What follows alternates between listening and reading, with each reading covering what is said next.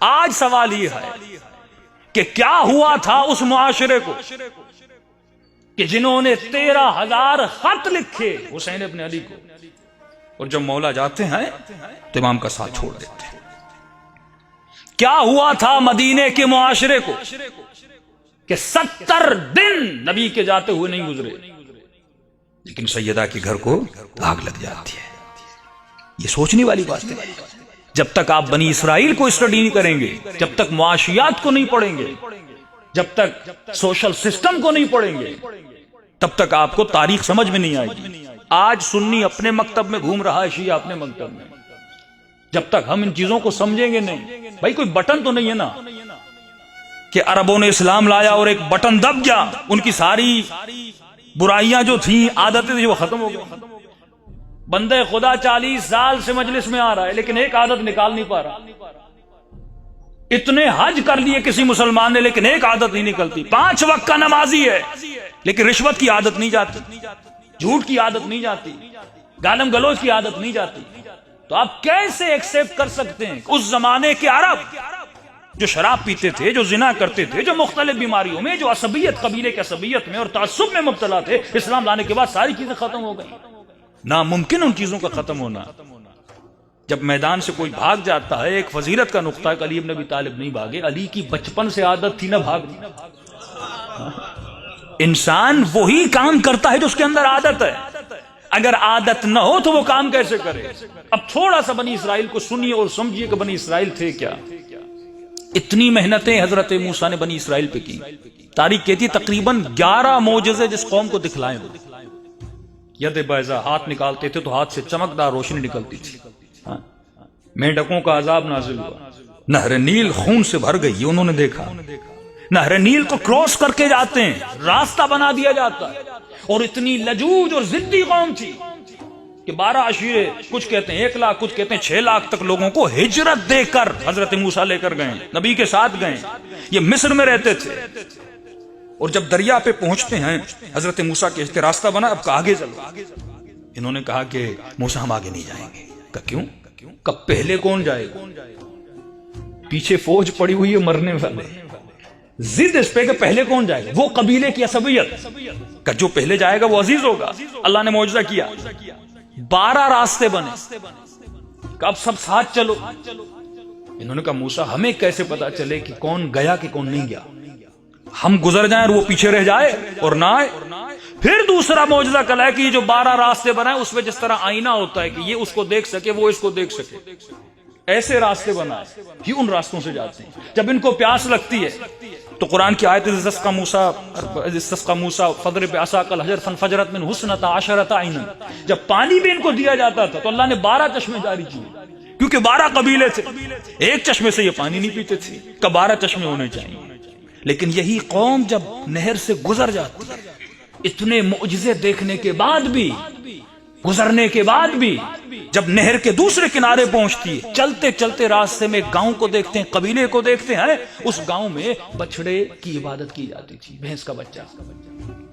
کہنے لگے موسیٰ کیا ہو سکتا ہے ایک ایسا خدا ہمارے لیے بھی ہو؟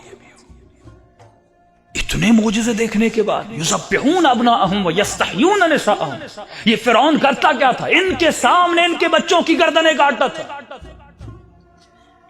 ان کی عورتوں کو غلام بناتا تھا۔ ان کی مصر میں اہمیت یہ تھی، یہ غلام تھے اور کچھ بھی نہیں، اس سے زیادہ ان کی کوئی حیثیت اور اہمیت نہیں تھی۔ لیکن قرآن کہتا ہے کہ مصر کی حکومت ان کے دلوں میں زینت بن گئی تھی۔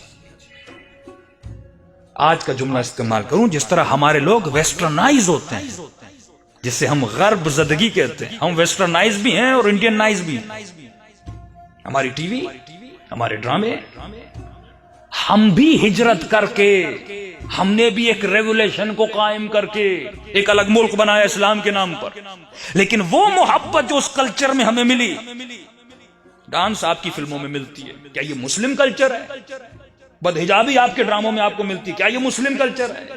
گانا بجانا، یہاں تک کہ اس گانے کا اثر آپ کی مجلسوں میں ہے، یہاں تک کہ ایک ذاکر حسین ابن علی جب قصیدہ پڑھتا ہے تو گانے کی دھن پہ پڑھتا ہے، جب اسے اہل بیت کے لیے نوحے پڑھنے ہوتے ہیں، قصیدے پڑھنے ہوتے ہیں، یہ راگ جتنے سیکھتا ہے وہ میوزک پہ سیکھتا ہے. کیوں؟ کیونکہ ہم انسپائر ہیں اس کلچر سے، ابھی تک جدا نہیں ہو سکے. ہم ابھی تک خود کو اس کلچر سے جدا نہیں کر سکے. وہی چیز جو بنی اسرائیل میں تھی. کہتے تھے ہاں فرعون بہت برا ہے، لیکن کہتے تھے موسیٰ جب فرعون آتا ہے نا، اس کا جاہو حشم، اس کے غلام، وہ بلڈنگیں مصر کی، فرمایا یہ بڑی اچھی ہے. انگریز ہمیں برے لگیں گے، لیکن ہم ویسٹرنائز جب ہو جائیں گے ان کا کلچر ہم اڈاپٹ کریں گے. پاکستانی فوج میں اگر آپ جائیں تو 70% وہاں انگلش بولی جاتی ہے. ہمارے جج جب فیصلہ دیتے ہیں انگلش میں دیتے ہیں. ہمارے یہاں پڑھا لکھا وہ ہوتا ہے جو انگلش بولے، جو فل سوٹ پہنے. شادی میں فل سوٹ پہنا جاتا ہے، ٹائی لگائی جاتی ہے. یہ سوچ آتی کہاں سے؟ کیونکہ ہم ویسٹرنائز ہیں، ہم انہیں پسند نہیں کرتے، ہم نے ان کو بھگا کے اپنے ملکوں سے نکال دیا. لیکن آج 70 اور 80% اور انڈیا کا کلچر تباہ ہو رہا ہے، وہ ویسٹرنائز ہوتے جا رہے ہیں. یہ اسے کہتے ہیں ذہنی غلامی. جب ایک چیز آپ کے ذہن میں زینت بن جائے پھر شیطان اسے مس یوز کرتا ہے. ان کے دلوں میں بچڑے کی محبت تھی. بچڑے کی کیوں تھی؟ کیونکہ مصر کے کلچر میں خدا بہت تھے، لیکن جو بچڑے کی عبادت کرتا تھا وہ ماڈرن تھا. اس کا لیول بہت کیا تھا؟ ہائی تھا، ہائی لیول پہ تھا. تو یہ پسند کرتے تھے کہ ہم بھی ماڈرن دیکھیں. مثال کے طور پہ مہران بھی گاڑی ہے، پراڈو بھی گاڑی ہے، لیکن اگر کوئی مالدار ہو اپنا مال دکھانا چاہے تو وہ چھوٹی گاڑی میں بیٹھے گا بڑی گاڑی میں. کیوں؟ کیونکہ کچھ چیزیں سمبل بن جاتی ہیں کہ جو اس گاڑی میں بیٹھا ہے وہ کیا ہے؟ پڑھا لکھا ہے. اگر کسی خاتون کو خود کو ماڈرن دکھانا ہے، حالانکہ بچڑے سے ان سی محبت ان کی نہیں تھی، بچڑا ایک سمبل تھا کہ جو بچڑے کی عبادت کرتا ہے وہ ماڈرن ہے، وہ پڑھا لکھا ہے، وہ اپ ڈیٹ ہے. چاہے بندے کو ABC آتی ہو یا نہ آتی ہو، پینٹ شرٹ پہنے گا، فل سوٹ پہنے گا. اس کو فل سوٹ سے محبت نہیں ہے، یہ اس معاشرے میں جا کر یہ بتانا چاہتا ہے کہ میں بھی ماڈرن ہوں. ایک ریلیجیس معاشرے سے، مذہبی معاشرے سے خاتون جب یونیورسٹی جاتی ہے، لڑکا جب یونیورسٹی جاتا ہے، وہ اپنے کلچر کو بدلنا چاہتا ہے، کیونکہ وہ خود کو پڑھا لکھا دکھانا چاہتا ہے. کیونکہ معاشرے میں جب کچھ چیزیں سمبل بن جائیں تو شیطان اس کو مس یوز کرتا ہے. تو بچڑے سے لینا دینا نہیں تھا. اور جب موسیٰ 30 دن ان سے دور ہوتے ہیں، سامری آتا ہے. بھائی سوال ہے کہ اس نے بچڑائی کیوں بنائی؟ اس نے بکری کیوں نہیں بنائی؟ کسی اور حیوان کو چوز کیوں نہیں کیا؟ کیا بنایا؟ بچڑا. کیونکہ سامری کو پتا تھا ان کے دلوں میں بچڑا زینت بنا ہوا ہے. یہ شیطان کا مین حربہ ہے جسے وہ یوز کرتا ہے. مولا فرماتے یہ سوچ اے شیو، کونو لنا زینن ولا تکونو لنا شینا. تو علی کے لیے باعث زینت بن، باعث ذلت نہ بن. اگر میں علی کے لیے باعث زینت بننا چاہتا تو مجھے دیکھنا پڑے گا کہ مولا علی کے دل میں کون سی چیز زینت ہے کہ میں وہ اپناؤں، اور جب مولا مجھے دیکھیں تو کہیں ہاں یہ میرے لیے باعث زینت ہے. مثال کے طور پہ میں مجلس میں شراب کا گلاس لے کے کھڑا ہو جاؤں اور کہوں ہاں بھائی آؤ جیسے شراب پینی ہے پی لے، آپ لوگ جوتے ماریں گے کہ نہیں؟ کیونکہ آپ کے لیے شراب زینت نہیں ہے. اس نے بچڑے کو کھڑا کیا، اونٹ کو کھڑا نہیں کیا، بکری کو کھڑا نہیں کیا، بچڑے کو کھڑا کیا. کیونکہ سامری کو پتا تھا ان کے دلوں میں کس کی زینت ہے؟ بچڑے کی زینت ہے. سوال یہ ہے کہ بچڑے کو اس نے مٹی سے کیوں نہیں بنایا؟ کس چیز سے بنایا؟ سونے سے بنایا. دوسری جو ان کے دل میں محبت تھی وہ مال تھا، وہ سونا تھا. بچڑے کو سونے بنایا، سارے لوگ اس کے اوپر سلپ ہوتے چلے گئے. تو فرمایا تجھے پہلے یہ دیکھنا ہے. قلب سلیم جب ہم کہتے ہیں، اہل بیت جس چیز کو تربیت دینے آئے وہ فؤاد ہے، وہ قلب ہے. تجھے یہ دیکھنا ہے کہ تیرے دل میں کس چیز کی زینت ہے. اگر تم نے اس زینت کو پہچان لیا اور نکالا نہیں، اگر مال کی زینت ہے، شیطان سبجیکٹ بھی وہ چوائس کروائے گا جس میں مال زیادہ ہو، رشتہ بھی وہاں کروائے گا جس میں مال زیادہ ہو، دوستیاں بھی ان سے کروائے گا جس میں مال زیادہ ہو.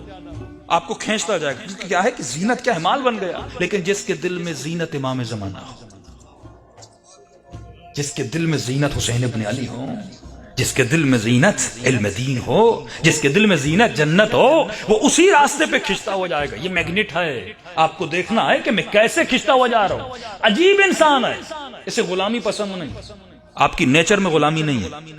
اگر میں کہوں کہ مولانا ہمیں شیڈول دیجئے، میں کہوں کل صبح 8 بجے اٹھنا ہے، 9 بجے انڈا کھانا ہے، دوپہر کو 12 بجے کدو کھانے، رات کو پھر 8 بجے بینگن کھانے، ایک دن برداشت کریں گے، 2 دن کریں گے، کہیں گے مولانا میں برداشت نہیں کر سکتا. اچھا بھائی کیوں؟ یہ بچہ کیوں چڑھتا ہے اتنا جب اسے صبح 7 بجے اٹھایا جاتا ہے؟ جو اسٹرکٹ سکولز ہوتے ہیں جہاں پہ ٹریننگ اسٹرکٹ ہوتی ہے، آدمی بیزار ہو جاتا ہے. کیوں؟ کیونکہ آپ کے فطرت میں غلامی نہیں ہے. ٹھیک ہے نا؟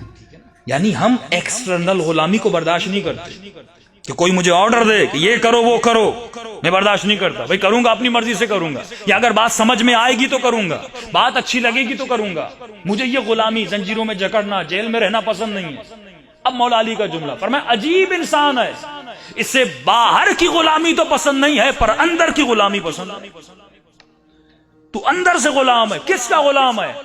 نفس کا غلام ہے. وہ تجھے کہتا ہے اٹھ تو اٹھتا ہے، وہ تجھے صبح کہتا ہے سردی ہے سو جا تو سو جاتا ہے، وہ تجھے جہاں جہاں لے جائے. تو تقویٰ ہے اندر کی غلامی سے آزادی کا نام، تقویٰ ہے انٹرنل فریڈم کا نام، کہ جو تو سوچے، تمہاری عقل سوچے وہ تو کر. کہیں ایسا نہ ہو کہ مال کی محبت تمہاری عقل کو غلام بنا دے. اے جبان کہیں ایسا نہ ہو کہ شہوت تمہیں اپنا غلام بنا. یہ ایموشنز ہیں نا، جب تک ان ایموشنز کو ڈسکرائب کرنا ہم نہیں سیکھیں گے. شہوت بھی ایک حقیقت ہے، حب مال بھی ایک حقیقت ہے، ڈر بھی ایک حقیقت ہے، وہم بھی ایک حقیقت ہے. لیکن سوال یہ ہے مجھے اس کو یوز کیسے کرنا ہے، یہ کون سکھائیں گے؟ علی بن ابی طالب.